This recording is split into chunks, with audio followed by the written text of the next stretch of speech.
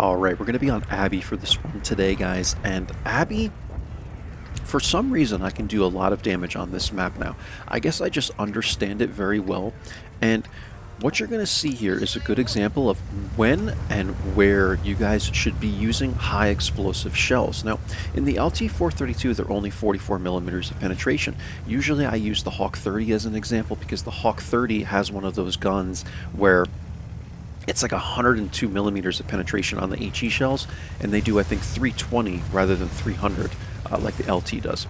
But you run out to this building, right? I've shown you guys this play a lot.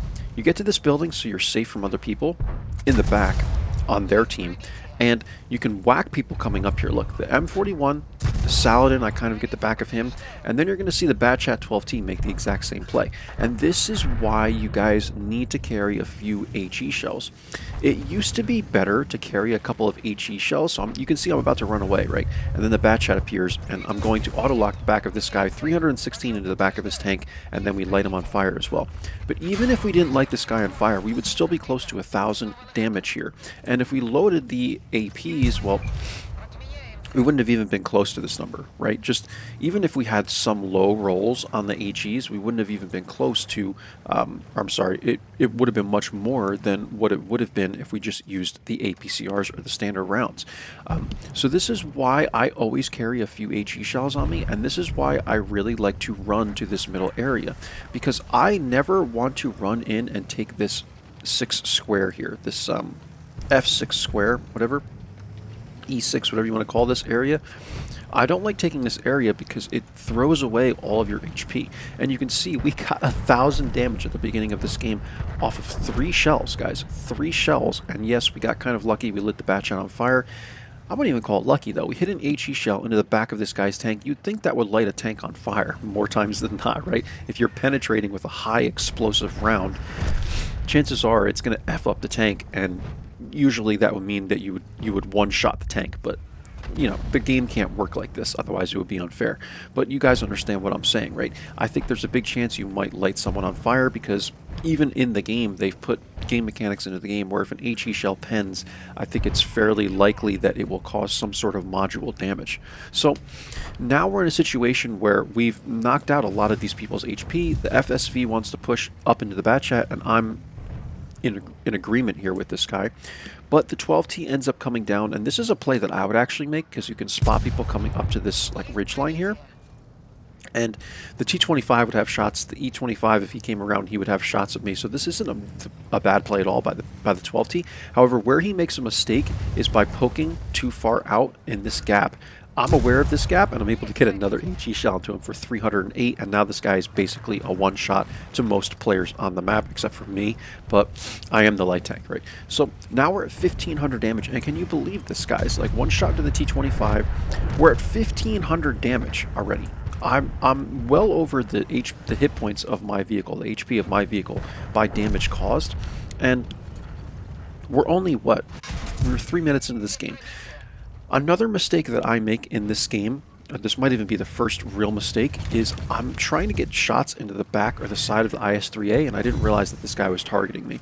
Now, what we're going to have here is a situation where I can show you guys, just like the T-54 lightweight, how powerful the LT-432 can be hold down. So KPZ is here. I'm kind of watching him out of the corner of my eye, but he's behind this building. I'm just making sure he's not going to YOLO me yet, and I can kind of rip apart this E25, right?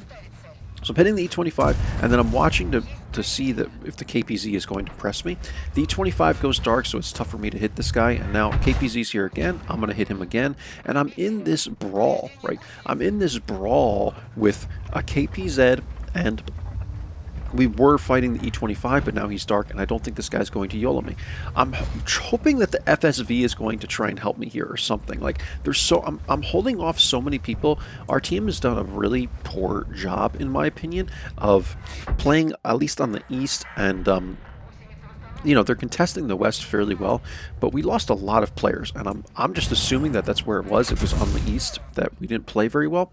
KPZ is trying to hit me with HE shells, and I don't think what he realizes is that, or he doesn't realize that the LT-432 has very, very powerful and trollish frontal armor and turret armor. So as long as I put my front my front plate facing this guy, it's unlikely he's going to hit me with HE because the effective armor of the LT-432 is very good, right?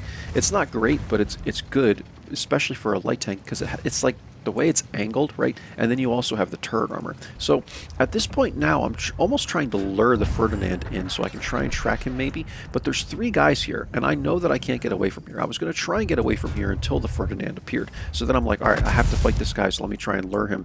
This KPZ again is trying to hit me with the HE. He probably hit the turret, and he needs to just shoot regular rounds, man. The HEs are not working well for him. So I'm going to keep countering him here. The Artie is over here.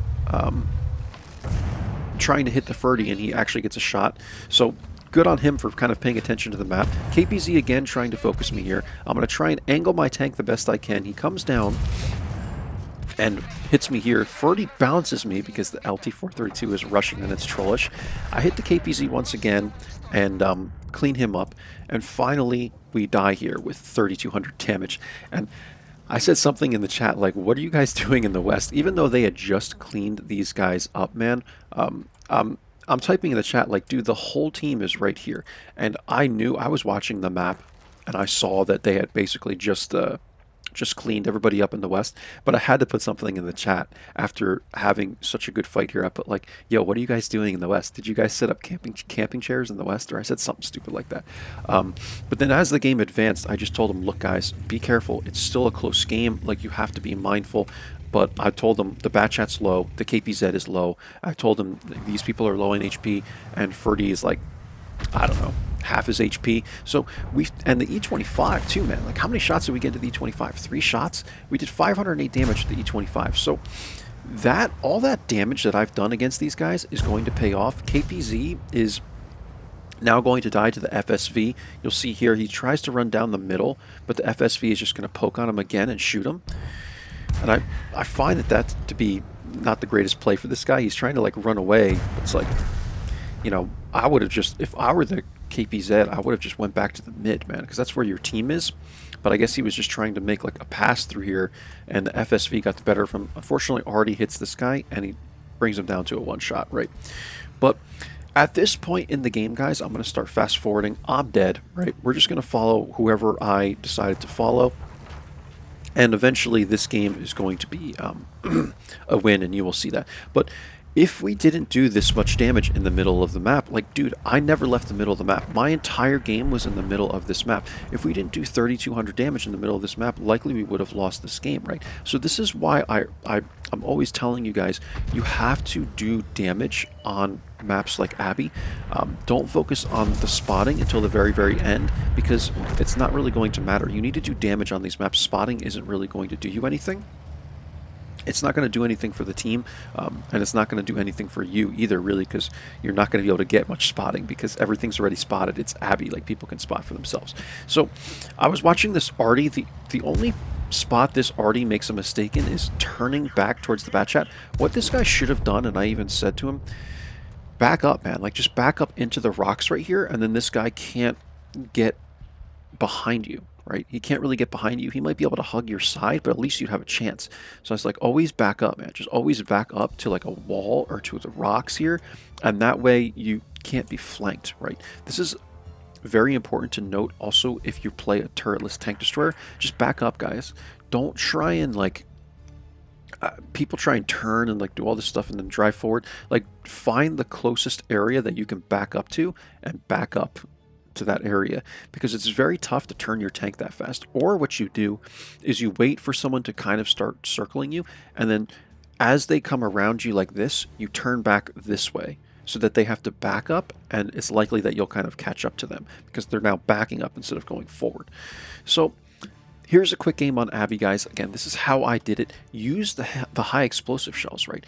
Even if it's only the 38mm pen ones, you might be able to make it work if you're facing tanks that only have like 10 or 15, you know, millimeters of armor. and likely you're going to roll high enough, right? Even if they have it slightly angled to be able to pen them. So we did a crap ton of damage in this game, but I would say like a third of it came from the HE shells at the beginning of the game, which were just insane, right? So we got one into the Saladin, one into the M41, and one into the Batchat 12T and lit them on fire for 2 ticks of fire damage. And this is why I'm telling you guys, like, just load a few HE shells. It used to be, back in the day, HE shells were popular because they were good at resetting the cap. However, now it's like you can hit the track with the HE shells, you can hit the gun mantlet and they don't do any damage and stuff. Usually it used to do damage at least. So that's another downside, where you can now just shoot the track with an APCR or something and you can reset the cap that way as well. So I don't even really care if I have to reset a cap if I don't have HE shells, because again, they're so trollish with the new HE shell update. I say new, this was like a year ago at this point now, but maybe even more than that. But that's why people used to carry them. They still are sort of effective for that, but again, they can bounce and stuff, and like it's just the weirdest. I don't know, man. It's the weirdest thing. It's one thing I didn't agree with Wargaming on is when they made that change with the HE, and I think they really did it to kind of nerf like the OI and the KV2 and stuff like that. But then it made basically the ONI, the OHO, the Type 4 and the Type 5 almost useless, right? Maybe not the Type 4 and the Type 5 because they have decent guns, but the 6, 7, and 8, the OI, the ONI, and the OHO feel like they're like useless to me now, man. Because you want to play with these derp guns and you can't do any damage. I mean, you hit someone in the track and it's like, armor not penetrated. Like, how does that make any freaking sense, man? It's an HE shell. It's not really supposed to penetrate. It's just supposed to do splash damage, basically. But it is the case, guys. But yeah, try to use HE shells when you're in a fight like this. And on Abbey especially, right? This is the best example I can show you guys. People rush to the hill. They show you their backside or their side plates. And they're in these very lightly armored vehicles. Now, KPZ is trying to use the HEs here, but I don't think he has the knowledge to understand that the LT-432 has extremely trollish armor, and more times than not, you're not going to pen with HE. Trust me, I've tried it on the LTs. I've tried even in the Hawk 30, trying to hit the LT with HE, and you can get it in the side sometimes, right? But if you hit the turret, you're not going to pen, and usually if you hit the front here, you're not going to pen either, because the way that the tank is angled, it's just not, you can see it, like, see the way the tank is angled, man, it's just not going to pen. So there you go, guys. We did 3,200 damage. I think we played a vital role in this game, and I will show you the end plates.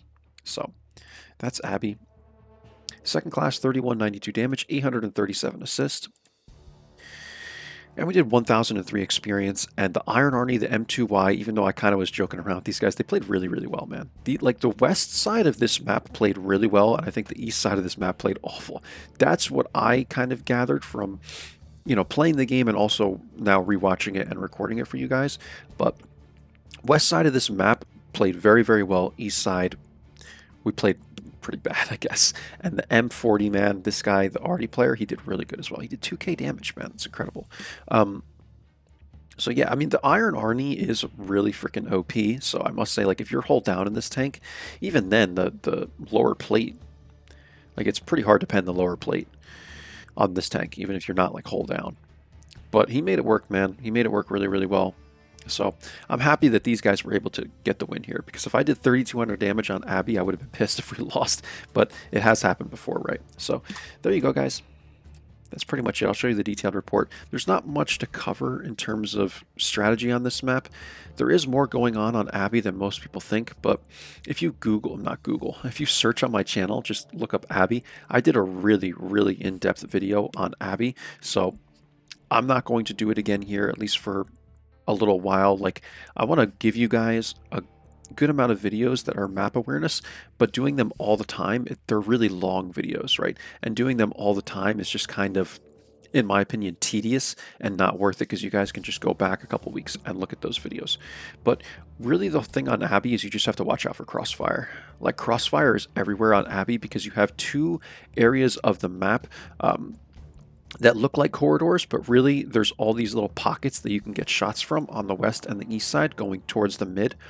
And then from the mid, you have shots going everywhere around the map, right? And there's just all these guns everywhere. You think you're in corridors, but you're not. You have to be really, really careful, man, of all the crossfire. And I've explained like every single one of those angles in a video that I did a few months back now. So there you go, guys. I'll catch you for the next one. Hope you enjoyed. Take care. Bye bye.